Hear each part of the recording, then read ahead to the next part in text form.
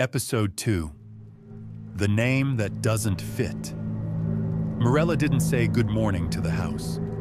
She said it to people, out of habit, out of civility, but not to this place. In the daylight, the basement door looked ordinary. White paint, brass knob, a thin shadow under the frame. Ordinary things were the easiest masks. Morella had learned that the hard way. Noor had been awake for hours.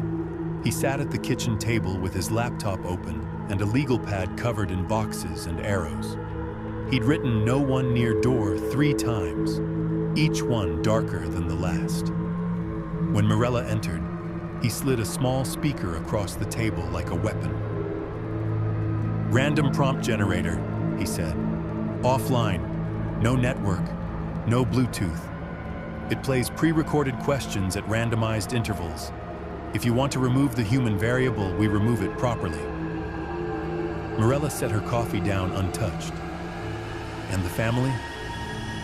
"Out," Noor said. "All of them. They watch from the car with the dash cam running. Lark's outside too." Morella nodded once. That was the first decision in 24 hours that felt clean. From the hallway, Evan appeared like he'd been standing just out of sight, listening for his name. He wore yesterday's hoodie. His eyes had the bruised look of someone who'd slept with a light on, but hadn't slept. "I can help," he said. "No," Morella replied, too fast, then softened it only slightly. "You're the variable." Evan's jaw tightened. "You think I'm doing it?" "I think something is using you," Morella said. "Or wants to." He flinched like she'd slapped him with a truth he wasn't ready to hold.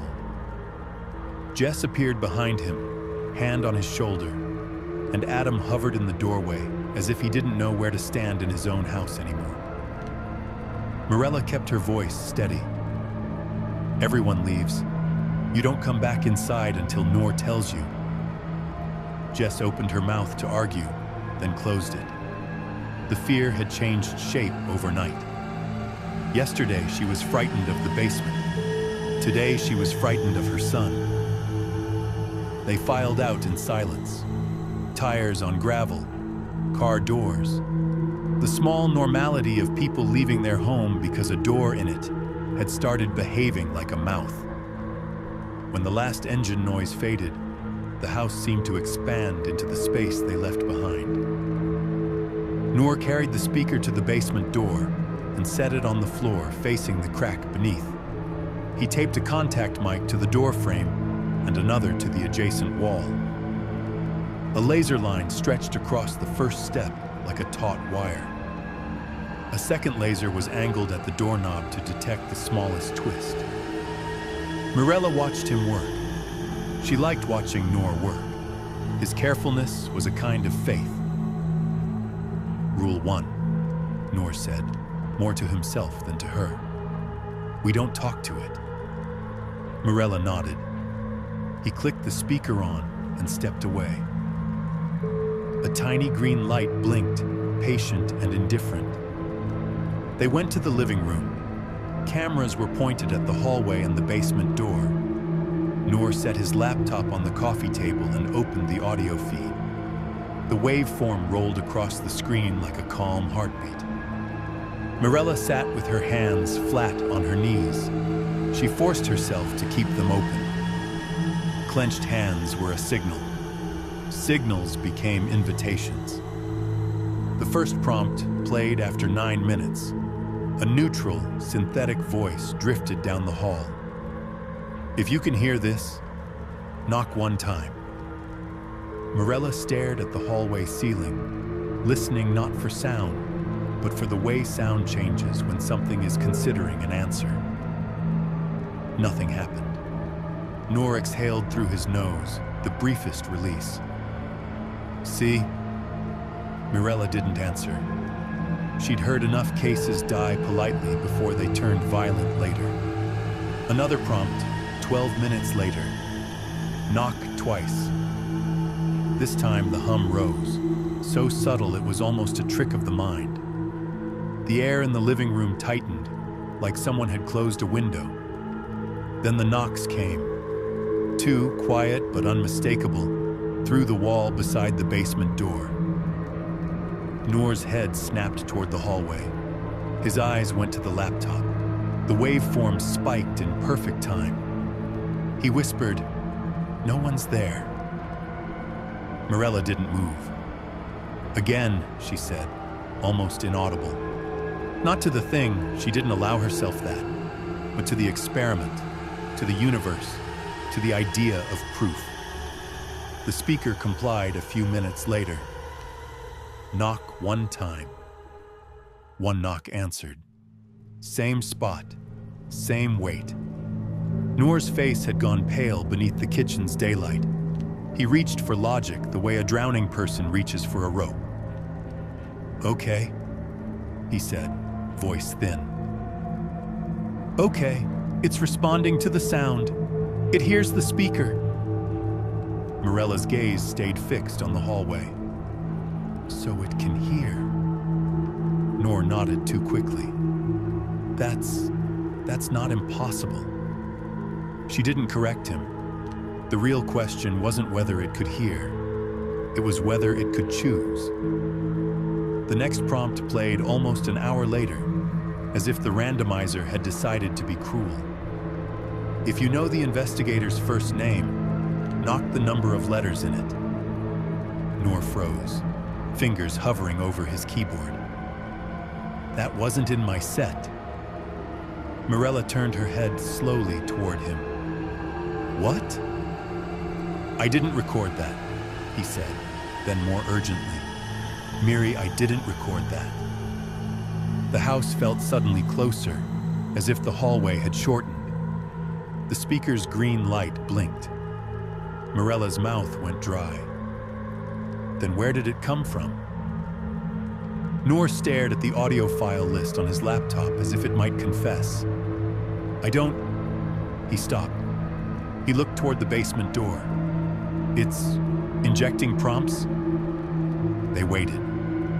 In the hallway, nothing moved. The lasers stayed unbroken, thin red lines like strict boundaries. The doorknob didn't twitch. Then the knocks came. 6. Precise. Unhurried. Correct. Mirella felt the urge to count back, to answer, an ancient part of her mind rising with the familiar comfort of rules. She swallowed hard until the impulse dulled. Noor's voice had become a whisper. "It knows your name." Mirella stared at the small, ordinary speaker at the end of the hall and realized something that turned her stomach. It wasn't just answering questions. It was writing them. Noor began unplugging things with shaking hands. "End the test." "Not yet," Mirella said, and hated herself for it the moment the words left her mouth. Curiosity was a hook too. She could feel it in her own chest, pulling. Noor glared at her, but his fear wasn't for himself anymore. It was for what her attention was feeding. Mirella stood and walked to the edge of the hallway, stopping well short of the basement door. She kept her hands visible. She kept her breathing slow. She did not speak into the darkness. If the thing wanted conversation, it would have to settle for being ignored. Noor's laptop chimed softly. Another prompt began to play. "Say the name." The synthetic voice sounded wrong this time. Too intimate, as if it had learned how to mimic the shape of a request. Mirella felt cold bloom across her shoulders. Noor lunged for the laptop, slamming the volume down. The speaker at the end of the hall still blinked, patient as a heartbeat. They waited for the knocks. None came. The absence was worse than noise. From the kitchen, a small, almost domestic sound. A cupboard door clicking against its frame. Then again, then a third time, a little harder, like someone testing whether it would latch. Noor whispered, "No." Mirella didn't turn toward the kitchen. She wouldn't give it the satisfaction of chasing it from room to room. "Stay here," she said. But Noor was already moving, drawn by the primitive need to confirm a threat visually. Mirella followed, keeping distance, keeping her steps measured. The cupboard was open 3 inches. Then it opened another inch, slow as a careful finger. Noor stopped dead. The cupboard was high on the wall. No pet could reach it. No draft should move it like that. There was no mechanism. Mirella's eyes flicked to the floor beneath it. A thin line of salt lay there. Jess's, likely. A desperate half-ritual. Something she'd done in the night because she'd heard old stories somewhere, and fear makes people reach for old tools. Mirella's stomach tightened. Salt was a boundary in folklore, but folklore had rules, and rules were language.